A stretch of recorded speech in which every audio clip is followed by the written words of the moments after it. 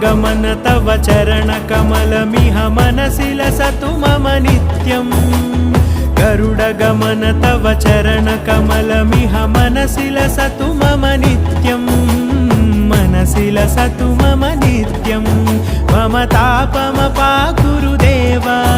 मम पापमपाकुरु देवा मम तापमपाकुरु देवा मम पापमपाकुरु देवा